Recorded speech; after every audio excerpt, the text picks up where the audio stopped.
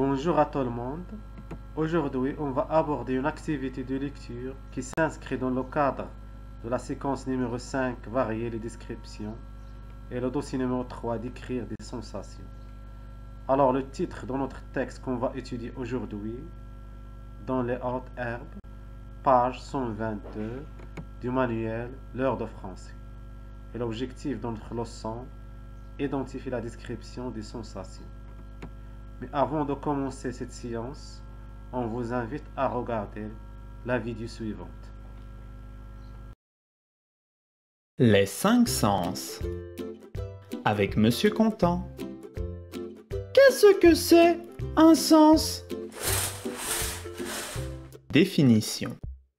Sens, nom masculin, faculté à percevoir des sensations. L'être humain possède 5 sens. Le sens de la vue, l'organe, c'est l'œil ou les yeux.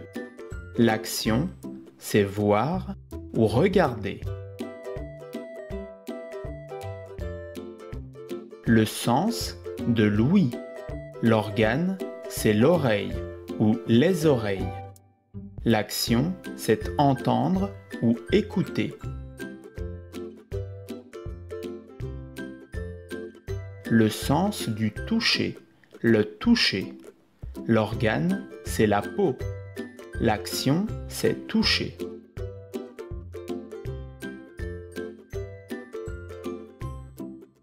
Le sens du goût, le goût. L'organe, c'est la langue. L'action, c'est goûter ou déguster. Le sens de l'odorat. L'organe, c'est le nez. L'action, c'est sentir. En synthèse, les 5 sens. La vue, l'ouïe, le toucher, le goût et l'odorat. Les 5 sens.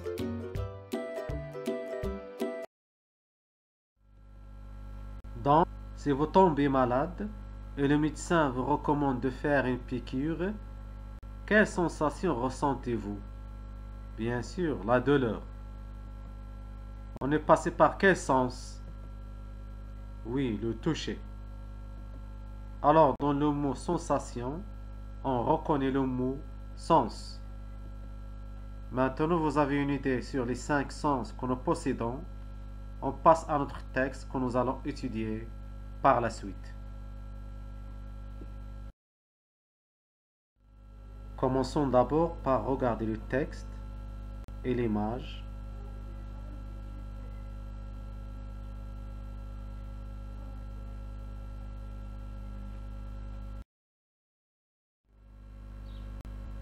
Après votre observation du texte et de l'image, vous allez relever les éléments suivants.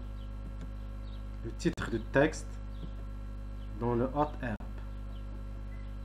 L'auteur, Alain Surgé. La source, le voleur de panda. Que représente l'image? Très bien, un enfant qui se cache dans les herbes. Maintenant, vous allez faire des hypothèses de lecture.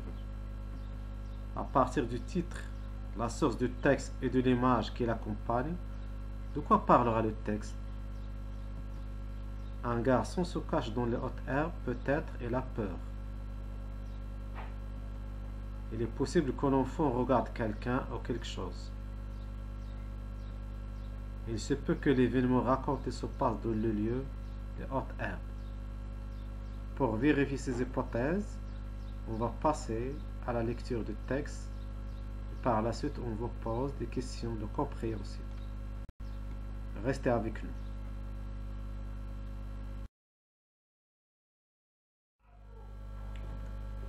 Dans les hautes herbes, Li Fong a suivi des voleurs de pandas, animaux rares de Chine, aujourd'hui protégés. L'enfant grimpa sur la berge, regarda autour de lui. Un train hurla dans la nuit. Un appel déchirant, incisif comme un coup de couteau. Le convoi passa dans un tonnerre d'acier. Le roulement du cru, la langue chenille de lumière blanche, s'effaça dans une courbe.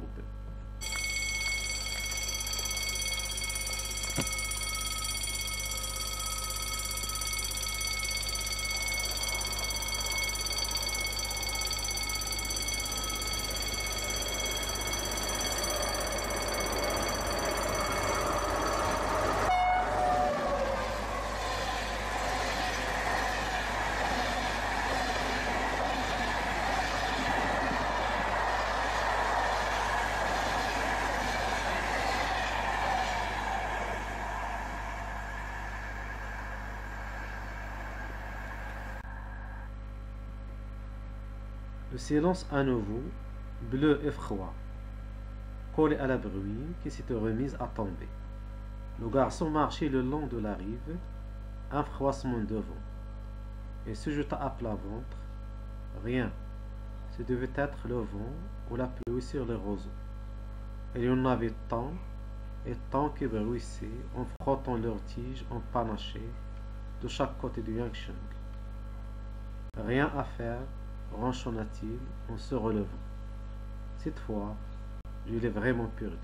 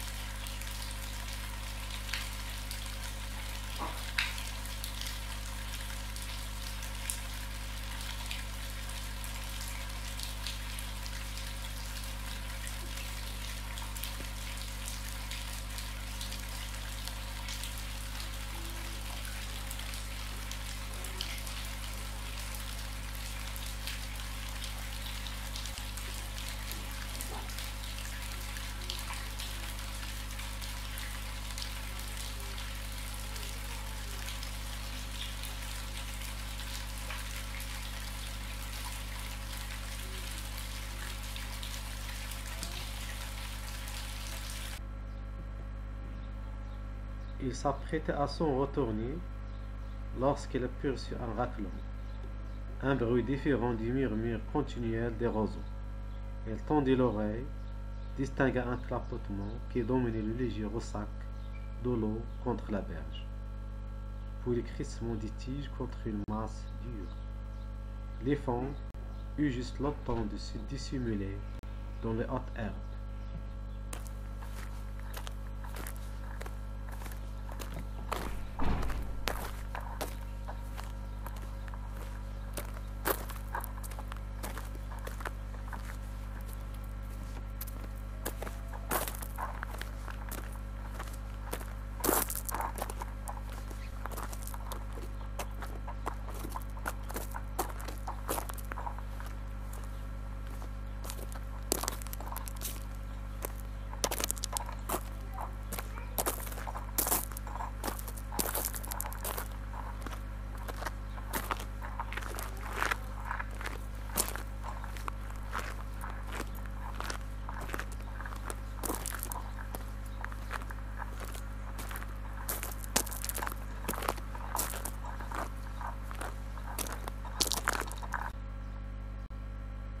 À l'insurgé, le voleur de Panda, collection Cascade, Rajo, éditeur.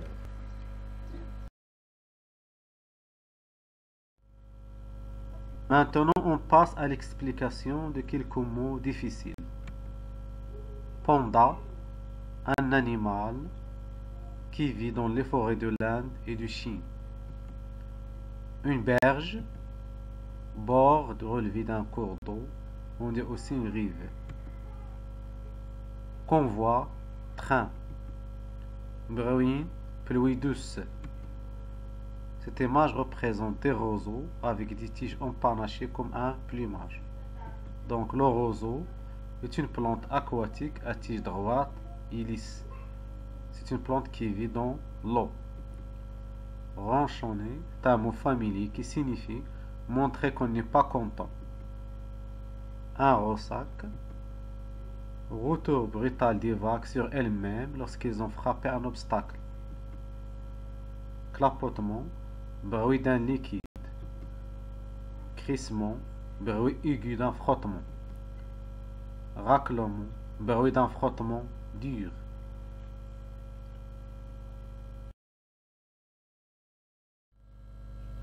Après la lecture du texte et l'explication des mots difficiles, vous allez répondre aux questions suivantes.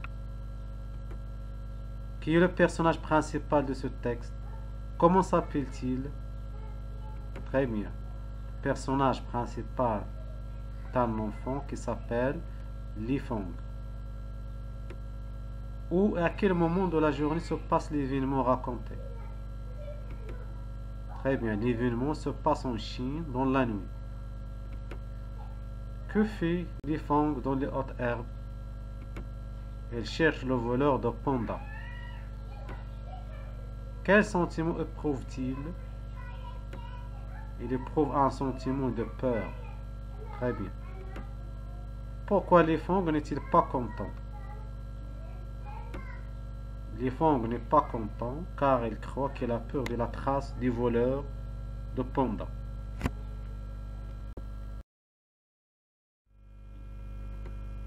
Complétez le tableau suivant selon les actions de l'enfant.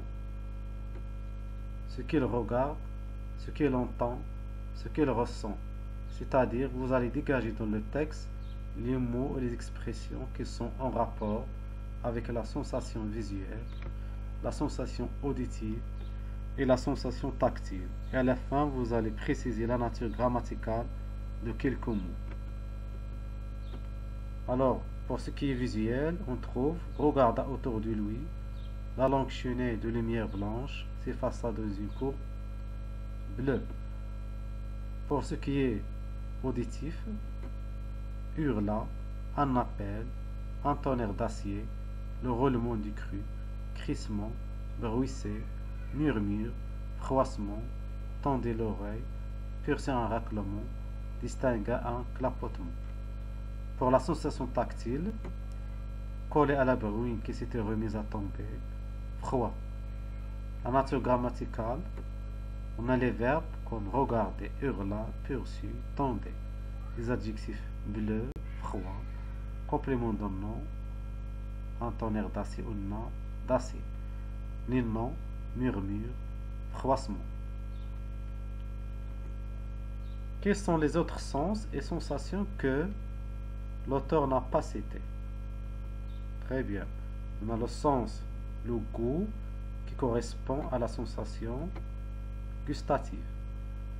Et le sens, l'odorat, qui correspond à la sensation olfactive.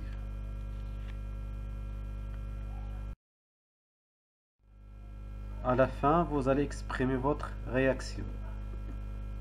D'après vous, le garçon a-t-il raison de rester la nuit à surveiller les chasseurs? Oui, pour une bonne cause, cet enfant protège les animaux. Non, il expose sa vie au danger et il risque d'être tué. Donc, dans un texte, la description peut porter sur les sensations suivantes. La sensation visuelle exprimée par les mots comme couleur, lumière, regarder, voir. La sensation auditive, on trouve les mots, les bruits, la musique, écouter, entendre. La sensation tactile, froid, chaud, toucher, caresser. La sensation gustative, délicieux, goûter, savourer. La sensation olfactive, les odeurs, le parfum, sentir, renifler. Et merci pour votre attention.